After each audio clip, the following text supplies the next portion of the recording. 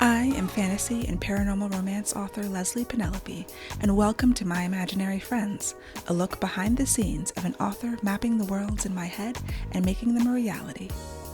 Hello friends, today is Sunday, October 22nd, 2023, and this is episode 224 of My Imaginary Friends. I'm Leslye.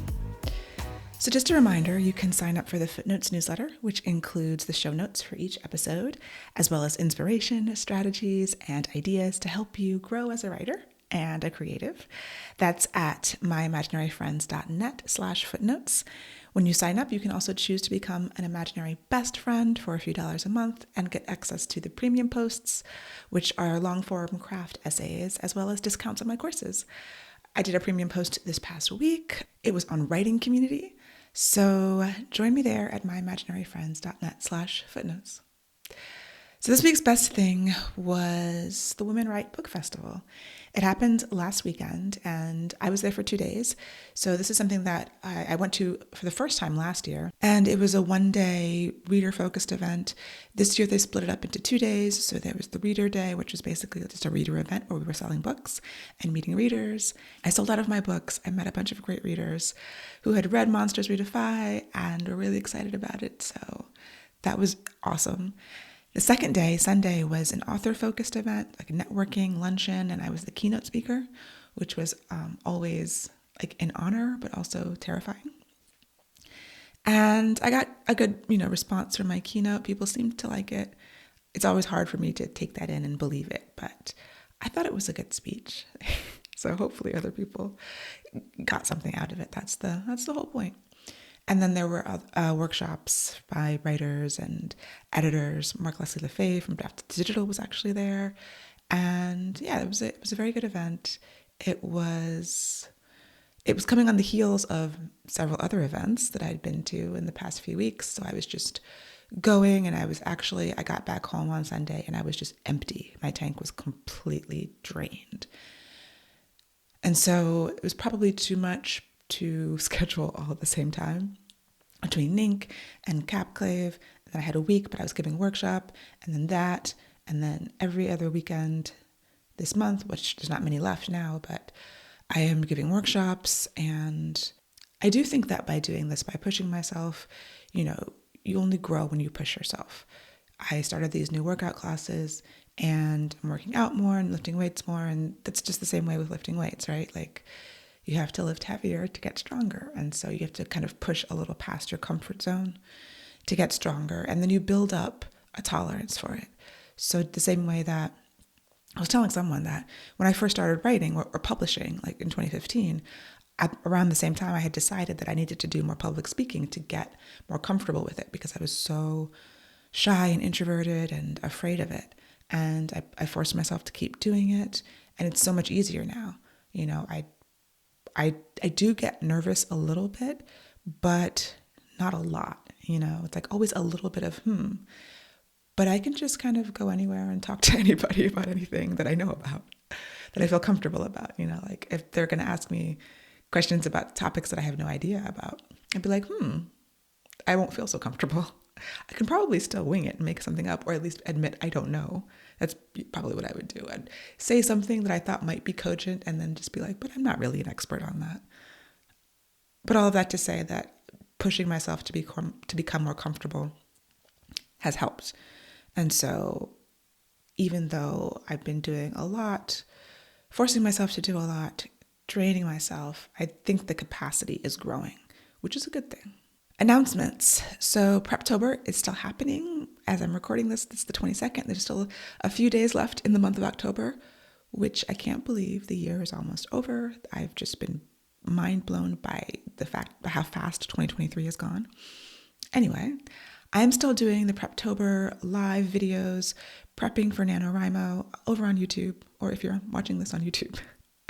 Mondays and Wednesdays, 7 p.m. Eastern live.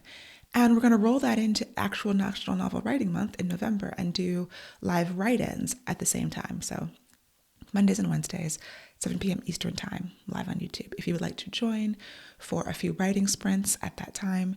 Now, I am a morning writer, so this is late in the day for me, but since I will be working on 2 books, I will have to do 2 different sessions. So work on a book in the morning session and then draft this new NaNoWriMo book in the evening sessions. So if you want to get on the newsletter list for reminders about the live events, just go to myimaginaryfriends.net/nano, NaNo. And yeah, we're having fun with the Preptober stuff. Shout out to everyone who's been joining in, and I'm getting my mind wrapped around the book that I want to write, and I'm really excited about it. And I'm glad that I'm doing this because it's another push. It's another doing things in the evenings when otherwise I would be just crashed out. But I'm excited about this book. So more on that later, I'm sure. The other thing that's come out of this from like the course and sort of teaching a bunch of workshops this year for different writing groups and then doing the live online stuff is I think I would like to try to do some like writing coaching. And so I'm going to dip my toe in that water. People have a lot of questions, and I do have answers and things to share and techniques that I think might help people. It's an experiment to see if I actually like it. I mean, I think I will. Like, I have always enjoyed mentoring and the teaching that I do and the workshops that I teach. And so doing it one-on-one could be cool. And I guess it is trying like to expand myself and my abilities, my comfort level, the ways that I can like reach out and help people and sort of give back in certain ways, but also expand my business. And there was an interesting article. There's been these series of articles by Tara McMullen, who's a podcast host, among many other things. And I've been talking about them in the Footnotes Newsletter. And one that came out, I guess, this week was just on doing the work that you were born to do. This concept that you hear. Like there's people out there coaching you to like do what you were born to do. And she brings in the quote that's been attributed to James Baldwin, but apparently isn't by him, that, what is your dream job? I do not dream of labor, something like that. And it's a really interesting article. I will link to it in the show notes. And I commented on it. I think it might be paid, though. There might be a paywall on it. But I did comment on it because just saying that she did draw some very interesting conclusions, and she's bringing in speculative fiction in these different books where there are aliens or humans that are engineered for very specific tasks. There's, I can't remember the author, China Melville, and she brought in a book where there is an alien race and their language we physically can't speak. We can understand it. So they engineer humans or beings, clones or something, to be able to speak this language, to communicate between the humans and these aliens. And that's an example in speculative fiction of work you were literally born to do. Barring that, is there work that we as humans are born to do? And do we have like in our capitalistic society, is there a broken relationship between that idea? And I can appreciate what she was saying, but also like on a spiritual level, I do think that creative people, there are things we were put here to do. Part of life is figuring out, your purpose on the planet. Without purpose, people fall apart. I think that a large part of these negative emotions, like there's depression, which is chemical. I was listening to an interview where a scientist was saying that depression is really some sort of immune response, but also there's an element of it that is a lack of purpose. Like when you're not feeling motivated, when you don't have a reason to get up in the morning, it's easier not to. It's like first world problems. Did our ancestors, were they depressed? I mean, they literally, if they didn't get up and hunt or farm or gather, they died. So I don't think that there was room for that level of emotion. My point being, purpose is incredibly important for us. And so the idea of figuring out what you were put on this planet to do, I think is incredibly important. Now, we probably do talk about it in ways that are less than helpful, but the core idea, like as if you're not here to enrich billionaires, we're not here to make the companies that we work for more money. We are here to, how do you find purpose and meaning while still earning enough, to live and to not go hungry or, be cold, or you have to address your Maslow's hierarchy of needs, right? So there's this intersection of the things that we're good at, the things we like to do, and the things that other people need. And in the overlap of the Venn diagram, is our purpose, or at least is a good place to start exploring purpose. I think I lost my train of thought. And one thing I do tell writers is that I do believe that there is an audience out there for everyone's story. I think there is someone out there who will benefit and actually needs to read your story. I was listening to this interview with Nalini Singh on Fated Mates podcast, talking about an experience that I've had. There's readers reach out to you and tell you how your books help them through hard times. When you have a reader who is undergoing chemotherapy and is like, I just wanted things to read with the 5 hours that I'm hooked up to the machines or whatever. And I read your book and it brought me joy. And that feeling is indescribable, and that feeling pushes you forward. And it doesn't have to be necessarily that dramatic, but those are the reasons that we do this in part. We do this for readers. We do this to bring moments of levity, joy, relaxation, escape into people's lives. And if that is the only purpose, I think that is valuable and needed in the world. Anyway, my writing update. I'm working on Brutal Fortress, which is the third book in the Bliss Wars trilogy. And last week, so I had been doing my first draft, my fast draft. Last week, it fell apart around the middle of the week. And it was corresponding to getting to the end of the book, where, I plotted it, I was writing into my outline, and then I was like, this makes absolutely no sense. What was I thinking about when I wrote this outline? Where was my brain? Why didn't I see all of these huge holes in logic? I don't know. I can't say. But I noticed them when I was trying to write the scenes, and so I had to stop. I had gotten, I don't even know how many words I have, but I was just writing things at the end, and I'm like, there's no point to this. So I had to stop and figure out how I was going to replot the thing. So I wanted to go over the steps that I took when I got stuck in my first draft to regroup, replan, and figure out how to address it, and came to this amazing, wonderful breakthrough that I feel really good about draft 2 now. So the first thing that you do in a revision is start with what you have. Start with the story you have. And I think I got that from Holly Lyle. There's a revision course that I did many, many years ago. And the first step is start with the story that you have, which means rereading your draft. So I go back to the beginning and I reread and make notes. I don't change or edit anything in the draft. It still has some typos. It still has me stopping in the middle of a sentence when I realized I was going off track, and the notes that I have to myself, which I do in all caps in my first draft. So I'm really just typing, and when I realize I've gone off the rails, I just hit return, new paragraph, write a note to myself in caps, and then do a new paragraph and start over. No editing in the first draft, right? And no editing in this read through in your first pass of revision. So I use either a notebook, a text file, my Remarkable, make notes somewhere else about every chapter or everything that I see that is wrong, and questions that I have to answer, where I realized I went off the rails, things that I need to put in that I was still discovering when I was writing the fast draft. Then I get a spreadsheet out, and I have a story spreadsheet where I story grid each scene. There is a version of this on my website. If you go to lpenelope.com and for writers menu link, there's resources for writers there. I'll link to it in the show notes. The spreadsheet that I use, I go scene by scene, and depending on what I need, I do change the spreadsheet for different books. It doesn't always stay the same. So I will track the story grid items, which is my version of them. I think I've added some things to Sean Coyne's actual story grid process, which his spreadsheet is insane. I took some things away and added some other things. So I do often track the desire, the inciting incident, the progressive complications, the turning point, the climax, the crisis, the climax, the resolution. Sometimes I will track the goal, motivation, the conflict.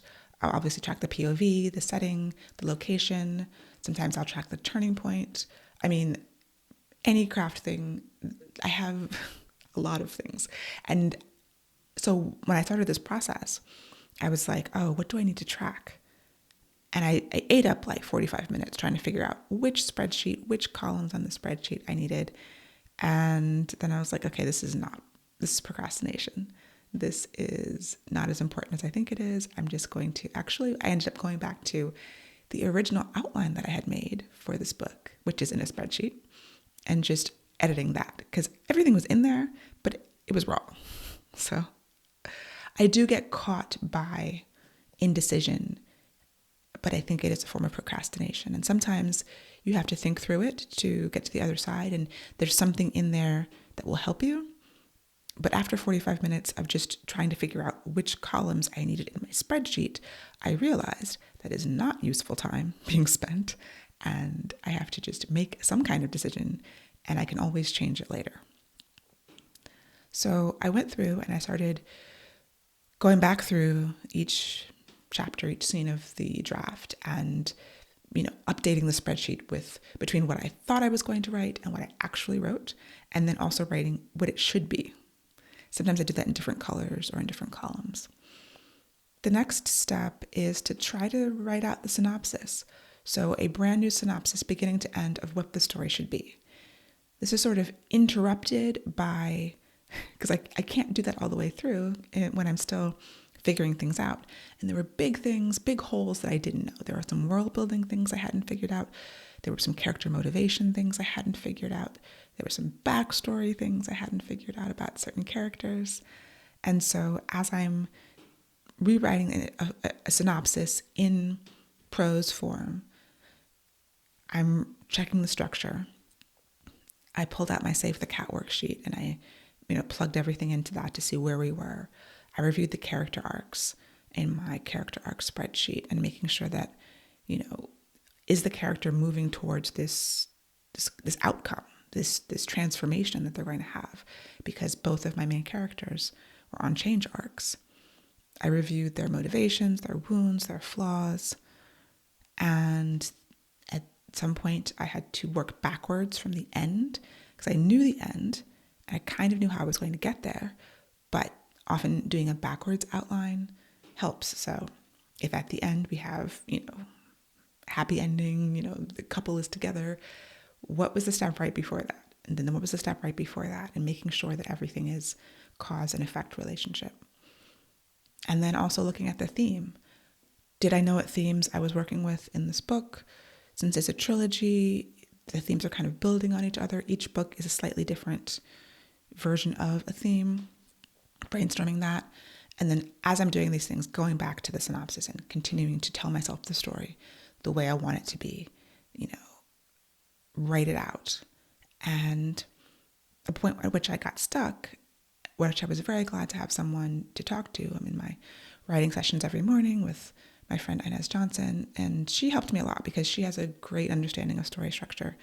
We both we met at Howard and the TV film program. I was in film, she was in TV.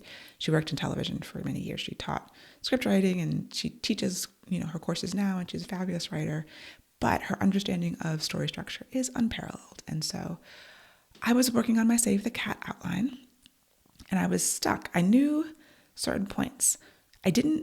So I had holes in the bad guys close in section, and I knew the all is lost. I felt like I knew the break into Act 3, but then the finale, there's a 5-part finale that she goes into in the book Save the Cat Writes a Novel by Jessica Birdie, which expands on the original Blake Snyder Save the Cat for screenwriters. So I had these 2 big chunks that were kind of like, what goes there? What are the scenes? I didn't have any scenes in my first draft for that, or they were just all wrong.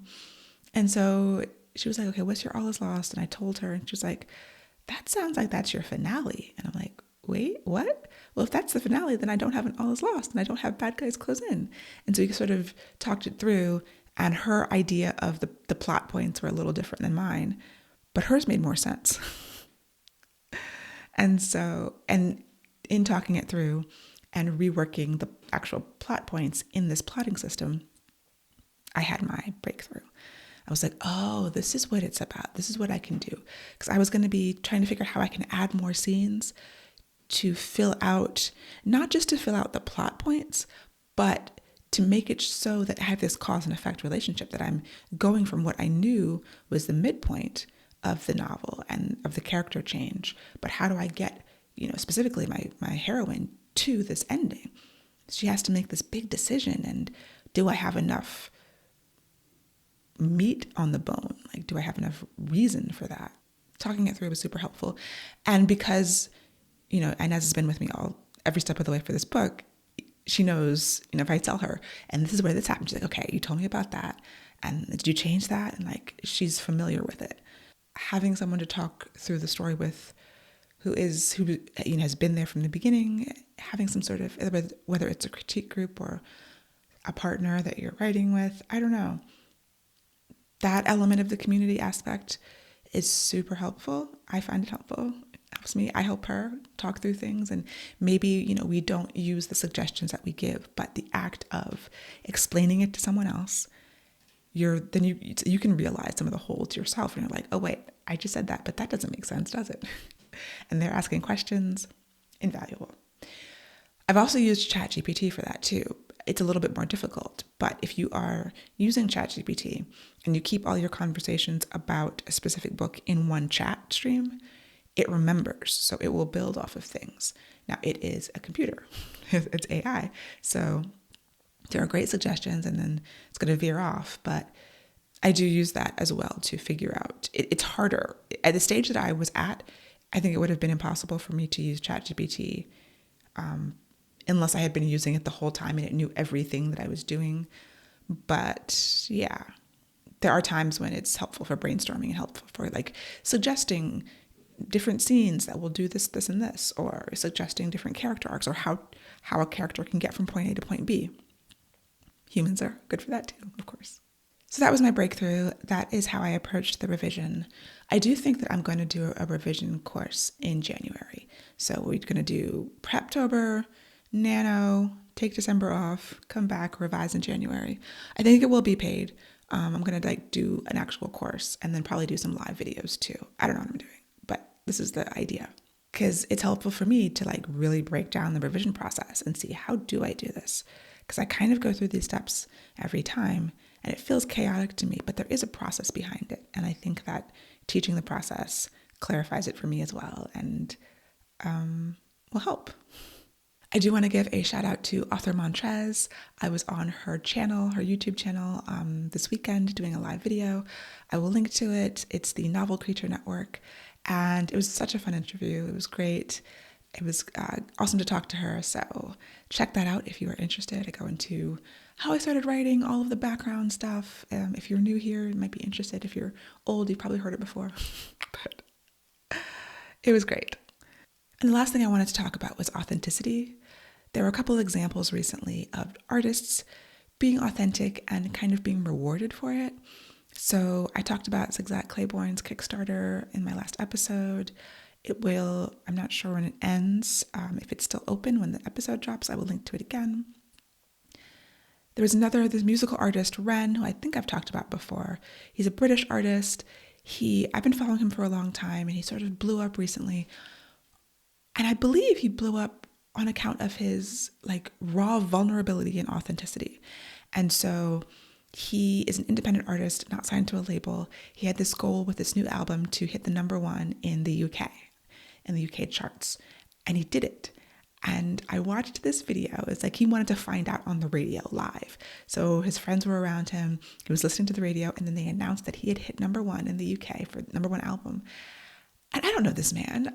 But I started crying, because if you followed the stories, he's been very ill. He has had autoimmune conditions. He's traveled to Canada. I think it was a GoFundMe to pay for this treatment, for this experimental treatment for this illness that he's had for many, many years. That was very debilitating.